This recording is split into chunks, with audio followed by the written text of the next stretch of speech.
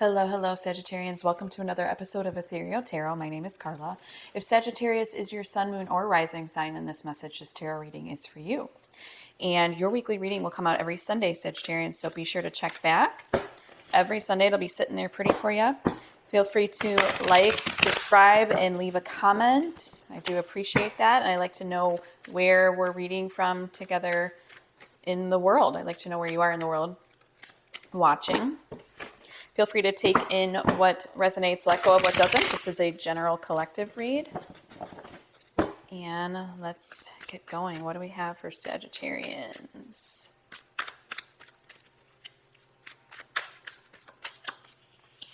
All right. Knight of Pentacles, the Tower, Three of Cups, the Devil, Two of Pentacles, Nine of Cups, the Lovers, Eight of Wands, and the Nine of Pentacles. All right, let's take a little look-see around the room here. If you are new here, welcome, welcome. If you are returning, welcome back. This is how I do my spreads. This is how I do my readings every week. I read from left to right. This first path is the path of, usually it's the challenge, the block. We go a little bit deeper into it, and something that needs to just come up into your field of awareness at this time if it already has it. Then we have the path of higher self. This is what God, spirit, angels, higher self, spirit guides, any higher realm being, this is what they want you to remember, okay? And the key word is remember, because we have every energy of the tarot inside of us. I am not telling you anything that you don't already know about yourself. Tarot is the tool to bring it out, okay, and contemplate these things, meditate on them. And so this is not something you have to go out and get. This is something you have inside of you. And higher self is just, it's more of a remembrance. It's more of a reminder, affirmation, a boost, we'll say, guidance. So that's how this path reflects. Then we come to the path of the possible outcome. And I do say possible because I honor and realize that free will is the strongest law in the universe. And so we'll take a look at a possible outcome for you.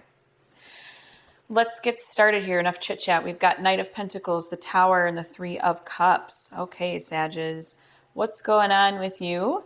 It's almost as if something that you were working on or built has been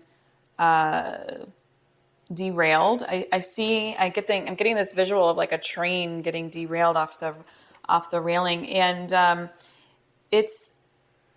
feel like it has to do with like too many cooks in the kitchen, or it's definitely this like outside influence that made you feel like out of control about it, and it really brought to light, shed a lot of light on things, and now you're kind of just like looking at the past, like, how did this happen? How did I get to this point? And you're trying to figure out how to go forward. Let's see a little deeper. Give me a couple more for Sagittarians. Present, challenge, block, whatever you want to call it.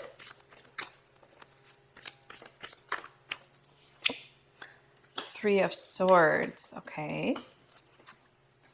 And the Queen of Pentacles, interesting. So I'm definitely seeing this in the path of like finances, job, something you do daily. It could even be the home front. But yeah, Tower and Three of Swords, man, something really shook you up. Something happened.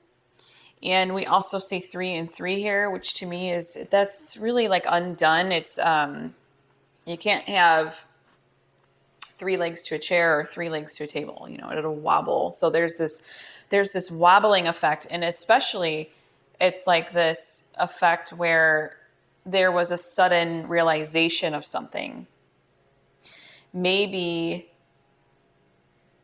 And I do see it. It's like tugging at your heartstrings. There's some regret, maybe. Knight of Pentacles is looking to the past. It's kind of like what you've built, the foundation of what you've built. And Queen of Pentacles is always looking to the past. Queens are always looking to the past because they're the feminine energy of the court card. It's not girl or boy. It's feminine. So, yeah, I want to look in a little deeper. It's like something you did daily or something that you were collaborating with someone on, or it depends on collaboration with someone, and you're feeling kind of like defeated or out of touch or out of control with it. And yeah, let's see what house comes up. I'm looking in the Astral Soul deck. This isn't a tarot deck, but it will give us a house. Which one wants to come up for Sagittarius at this time? The third house of Gemini, I think. Interesting. This is the house where house of the mind and ideas. Here is where we see the concrete thinking, thoughts, communication, mental agility, and the capacity to relate to the most immediate and daily social environment, like siblings or neighbors. Okay. So to me, it's like, this is also the third house, 333. And whenever I see threes, it's like the something that you're putting out there. Okay. And it's like you made this like huge realization. I don't know if you've gotten like rejected lately, or if something you've had to get like truly honest about. And maybe you've had to, there's a lot of reflection on tweaking of it, something that you're working on. But yeah, I am seeing this as like the immediate surroundings. So something you have to collaborate with someone on with. Interesting. Okay. Well, here we go. Let's go into the path of higher self. We've got the Devil, the Two of Pentacles, and the Nine of Cups. Well, the Devil is a card of total commitment. Okay. It's not just this huge negative card like the devil's going to come after you or anything. It's a card of commitment. It's the Capricorn card. It's the goat climbing the side of the mountain and doesn't give up. But it's also this fervor, this commitment, this dedication to something. And it can also kind of be, I don't want to say narrow-minded, but like just super, super focused on something. So I think through this, higher self is telling you like, whichever path you choose, because Two of Pentacles is juggling the pentacles. Okay. It's like, which one will you choose? Which one's mostly in balance? Which one is the right way to go? What are you juggling? And I think that higher self is telling you like, whatever route you choose to go, choose the route that gives you the most satisfaction. Okay. It's like, remember what gives you the satisfaction. Remember what you have in your own self, and not dependent on other. That's another thing. It's like the two, okay? We come from a lot of threes. Now we're coming into the two, where it's like, nope, take it back in, focus, get your focus on what was your goal in this? What was your biggest satisfaction when you started out on this process or this journey or whatever this entails? What was the goal? What was the focus? What did you want to accomplish? What would satisfy you? Like, come back to that. I'm going to go a little deeper here. Give me a couple more for Sagittarian's higher self.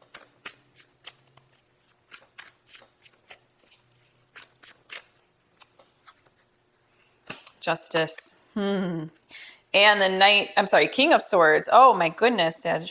Yeah, well, there's swords in all of these, and this is all about thinking, communication, thought, putting yourself out there. But in this line, it's like just getting so clear. And I do feel like with the Justice card, that's like a card of karma. It's like stuff, it's like what you put out is what you get back. And she's holding the scale, she's holding the sword of truth and authenticity.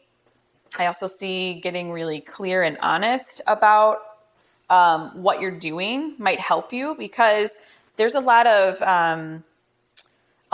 past dwelling, fuzziness. Maybe it's like tweaking something too much, going back to it, relying on something else in order to get your satisfaction. Whereas this line is telling you like, no, get clear about what you originally thought, and it's just fine. And stay dedicated and stay true to your authenticity in whichever path you choose to go forward. Stay true to it. And I love how it gives you the Nine of Cups, because that's all about satisfaction. Nine of anything is completion. So it's like, what was your outcome? What was your expected outcome in this when you started it? What was your dream about it? What did you feel about it? What made you excited? What made you light up? What made you have joy? What made you feel like, yeah, I'd be satisfied if XYZ happened. So coming back to that, getting clear on it and staying true to it. Beautiful. Let's go into the expected outcome now. We've got the Lovers, Eight of Wands, and the Nine of Pentacles here. So we got a Nine of Cups here. It's feeling satisfied. Nine of Pentacles is all about satisfaction, but actually like resting on the laurels and enjoying the bounty, enjoying the harvest, enjoying all the labor, the fruits of your labor that you put in. Lovers is not just romantic love, it's this total integration. It's the two becoming one. And it's also integration and merging with another, okay? And it doesn't have to be with another person. It could be merging inside, merging an idea, merging. It's something that you're getting very aligned with, okay? Eight of Wands is all about movement, fast movement, lightning strike. It could be like moving your physical location. It's that kind of energy where it's, again, like laser focused and but moving quickly with what you know, what you have, what you know, the passion, the stroke of passion, the stroke of divine will, if you will, because that's what wands are. And eight is about getting up and going. It's not about sitting around waiting. It's not about lollygagging.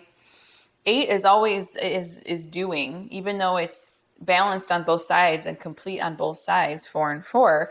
It's like the mastery. It's the knowing when to move on, knowing what to work on, knowing what to do, and then doing it. Okay? Give me more for Sagittarian's outcome. So what I'm seeing is like the staying true to yourself and the alignment is going to help you to go forward. And I do see you reconnecting to kind of the passion or the satisfaction and gaining the benefits from it. Okay. And a lot of it is with self. Again, it's not dependent on this other thing. Oh, okay. Let's see. My hands are cold, so they're kind of rigid. So they're like moving the cards all over the place here. All right, what do we have? The Hermit. Oh, another card of self. Oh my goodness. I should have even said this because I actually thought about this card. 8 of Pentacles. Yes, yes, yes. This is like your own inner master, your own inner guidance system, not relying on others. This is all about mastery, doing. Again, it's another 8, which to me tells me it's like you're not even moving on to the 4 from the 3s. You're moving on to the 8, which is like, no, I got it. Like I know what to do. I know how to do this. I know how to focus, do my work. And this is all about relying on that inner light, that inner compass, that inner guide. The Hermit is self-reliant. Okay, and not necessarily in an unhealthy way. It's not like being a hermit is the worst thing ever. Even though, in society we kind of say like we have like a more of a negative association with a hermit, human hermit, someone who just sits inside alone all the time. But this could be you relying on yourself, on your own inner light. He's holding this lantern of revelation, his inner light, and it's guiding him. Okay. He doesn't need it from outside other.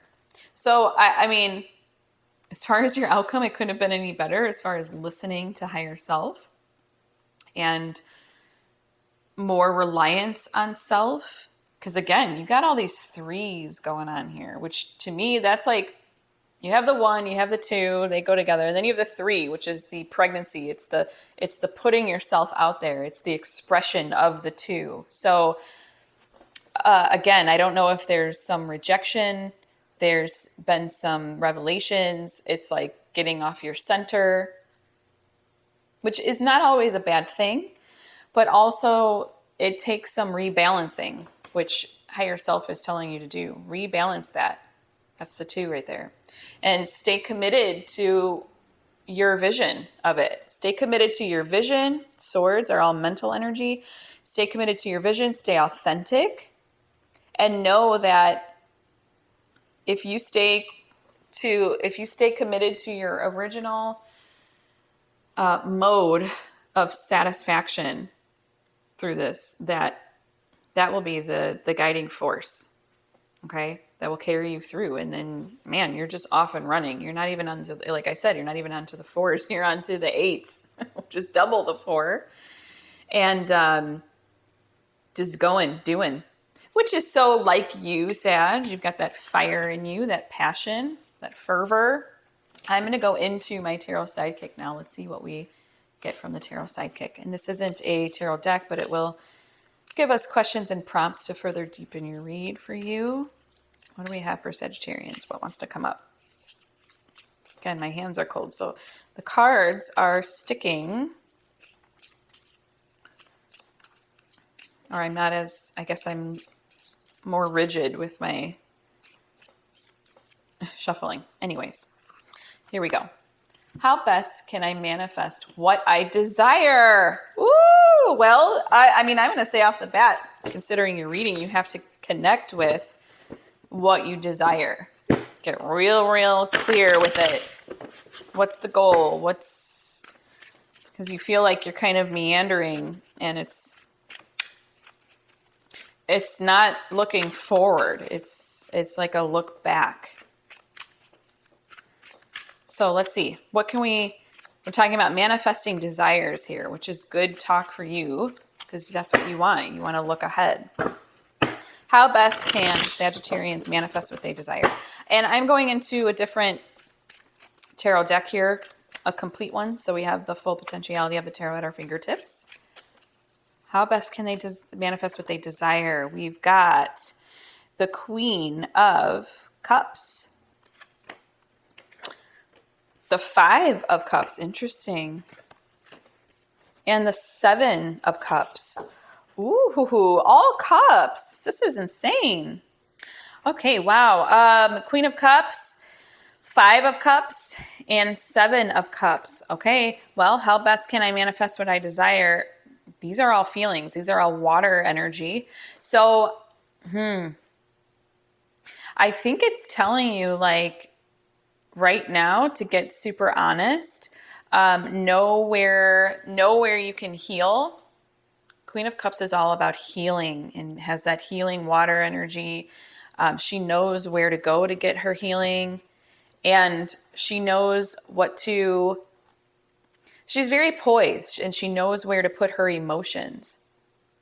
Because see, I think with this current challenge or block, you could get out of control with your emotions a little bit. You could get very emotional about it. And I think that how best can you manifest what you desire? Know where to properly allocate your emotions, how to properly think of the past. That's the 5 of Cups. How to properly think of the past. And to know that there's cups behind you. See, this is a card of a lot of, the imagery says a lot. He's staring at the cups that are down. Okay, the 3 cups that are down, he's looking at them. But there's 2 cups behind him that are still upright. It's almost like he's crying over spilled milk. And to me, this is like, turn around, look at the cups behind you that are still up, that you still have upright cups. And there's still water in them. There's still healing water in them, okay? 7 of Cups is all about options. Know that you have so many avenues, so many options and ways to heal. But yeah, this is like a lot of healing. I think that that's what's needed right now. A lot of checking of the self, getting yourself together, getting more composed again, and then going forward. And really, this is kind of like dovetailing the the line of higher self, because it's like, how best can I manifest what I desire? And that's what higher self is always helping us do, right? I'm going to go into Wisdom of the Oracle and see what it says. So this is an Oracle deck. This is not a tarot deck. Let's see what the Wisdom of the Oracle has to say for Sagittarians, please.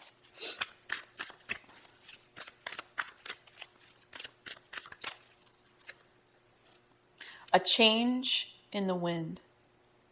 A change in the wind. Wow. Given your tower moment, that's very, very important. Okay.